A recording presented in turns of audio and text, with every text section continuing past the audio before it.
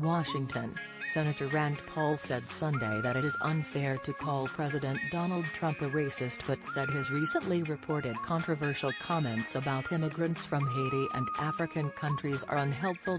I don't think the comments were constructive at all, but I also think that, to be fair, we shouldn't draw conclusions that he didn't intend, the Kentucky Republican said on Meet the Press. Paul defended the president as one of the financial backers of a medical trip Paul was part of to offer eye care and surgeries to people in Haiti in 2015. I think it's unfair to sort of paint him, oh well, he's a racist, when I know for a fact that he cares very deeply about the people of Haiti because he helped finance a trip where they would get vision back for 200 people in Haiti, Paul said. During a bipartisan meeting with lawmakers on immigration on Thursday, Trump reportedly questioned why the United States was accepting some immigrants from Haiti and nations in Africa, rather than allowing more immigrants from places like Norway, according to Sen. Dick Durbin, DO, who was in the meeting. The president reportedly referred to African nations as shithole countries. Trump denied saying anything derogatory during that meeting, writing on Twitter, "The language used by me at the DACA meeting was tough, but this was not the language used." He particularly defended his comments on Haiti. "The language used by me at the DACA meeting was tough, but this was not the language used." What was really tough was the outlandish proposal made, a big setback for DACA. Donald J. Trump at Real Donald Trump. January 12, 2018. Other GOP senators in the meeting have disputed Durbin's recollection.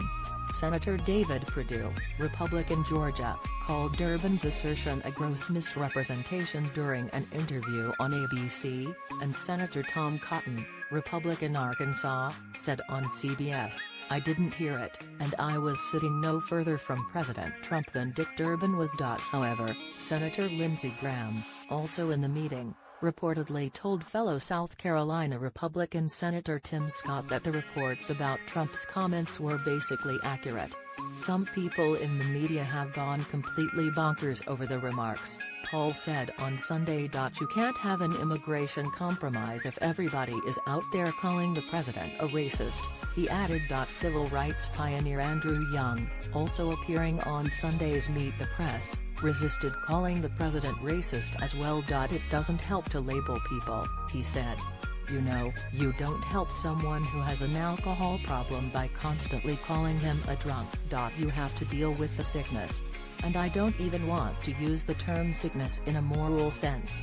We're part of an extremely confusing time." Young, a former U.S. ambassador to the United Nations, mayor of Atlanta, and Democratic congressman from Georgia, said the president has a very good education in business, but probably not very good in history. Trump's reported comments this week came just as members of Congress have been feverishly working toward getting a compromise on immigration that would reconcile increased funding for border security with safety for recipients of DACA, the Obama-era program that allowed the children of undocumented immigrants, known as Dreamers, a way to stay in the country without fear of deportation. One of those lawmakers working toward a deal is Senator Michael Bennet, Democrat Colorado, who said on Meet the Press that Trump doesn't seem to appreciate the contributions that immigrants have given to this country. But Bennet wouldn't go as far as labeling the president racist, saying he was raised on the theory that the label would make it impossible to rehabilitate someone. Still, Bennet added, "There's no question what the president said was racist and that this is a trying time in our country."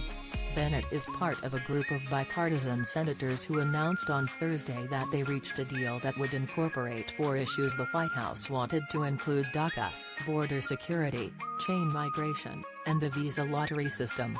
Their bill deals with each of those issues Trump prioritized, the senator said, because it's a recognition that he was elected President of the United States.